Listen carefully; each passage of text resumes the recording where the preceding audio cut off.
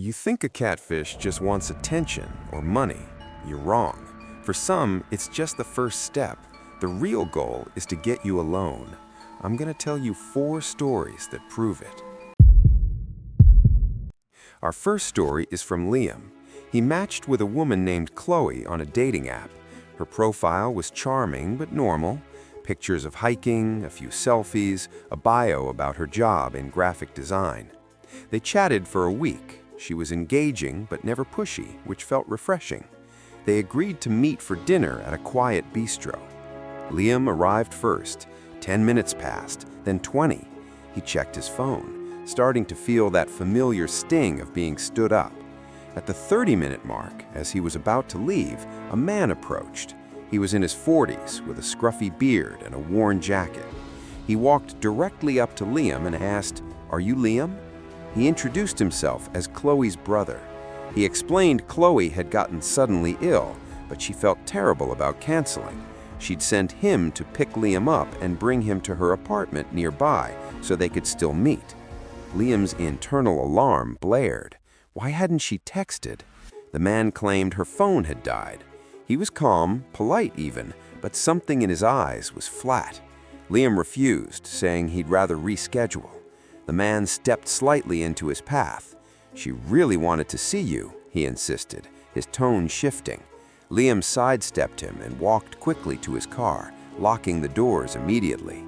In his rearview mirror, he saw the man standing outside the restaurant, watching him drive away.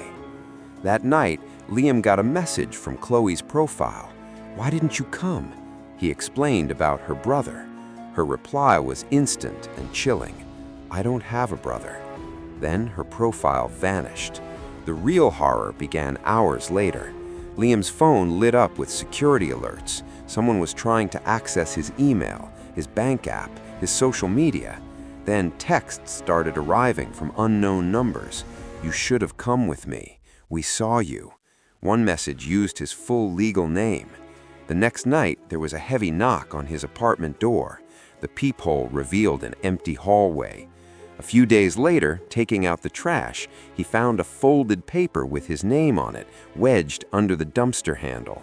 Inside was a printed photo of him from that night, taken from outside the restaurant window as he waited. On the back, a single word: "You." The most dangerous deception isn't just a fake profile. It's a real person waiting for you in the dark, holding your picture. Liam changed his number, his passwords, everything. He'll never know who that man was or what would have happened if he'd gotten into that car. Story 2 is from Alex. Newly single and trying a dating app, he matched with a woman named Sierra. After some fun banter, they planned to meet at an arcade bar. The parking lot was strangely empty for a Friday night. Just after Alex parked, a text arrived. Sierra's car had trouble, and she was parked around back. Alex knew the area. Behind the bar was just a service alley and woods. He texted back that this felt wrong and he was leaving. As he reversed, 2 men in dark hoods and ski masks sprinted from behind the building toward his car. He sped off. Only later, safe at home, did he see the deep dent in his trunk, as if a large rock had been thrown. The police had little to go on. Sierra's profile was a ghost. Alex realized the entire interaction was bait, designed to lure him to a specific, isolated spot. The plan was shockingly simple, and it almost worked. Our third account is from Sophia. Studying for a brutal professional exam, lonely and stressed, she started talking to a man online. Let's call him David. He was witty, attentive, and called her every night. The only oddity, he never showed his face on video, blaming broken devices. The bigger red flag was his constant pressured requests for explicit photos, which Sophia always refused. He'd sulk, then apologize, only to ask again days later. He always dodged meeting in person with elaborate excuses. Still, Sophia, clinging to the connection, invited him to spend Christmas with her family. He agreed eagerly. The day before, he called her, his voice breaking. He confessed. Everything was a lie. The photos were stolen from a social media influencer overseas. his name, his job, his life, all fabricated. Then he sent a picture of his real face. The man was decades older than his claimed age. Sophia was devastated and disgusted. When she ended it, he lashed out, calling her shallow, then begged her not to abandon him for the holidays. She blocked him everywhere. For almost a year, life moved on. Sophia became active on Instagram again. One evening, after posting a story, a message request appeared. It was from David. A cold dread settled in her stomach.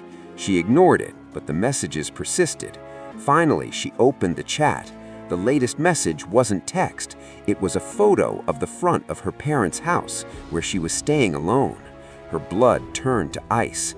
As she frantically locked all the doors, the pounding started. He was outside, yelling her name, begging to be let in. She called the police, hiding in a locked upstairs room. They arrived quickly. When the officer spoke to her afterward, his expression was grave. The man had been arrested. "For your safety, you should know," the officer said. He was holding a knife.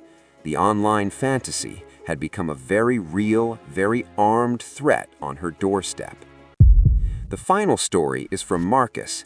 He matched with an attractive woman named Gia on a more serious dating app. She quickly asked to move their chat to Instagram. Her profile had a few alluring selfies and thousands of followers, but something felt curated. They agreed to meet for drinks. Marcus arrived at the bar early. As he waited, a man in his late 30s, unkempt and slightly overweight, sat down next to him and struck up a forced, overly familiar conversation. Marcus was politely trying to disengage when he noticed Gia's Instagram was odd. She didn't follow a single woman. Her profile vanished from the dating app. The realization dawned. He'd been catfished. Annoyed, he asked for his check. The man beside him, undeterred, kept talking. As Marcus stood to leave, his hand shot out and gripped his wrist tightly. He leaned in, his breath hot, and whispered, "I'm Gia.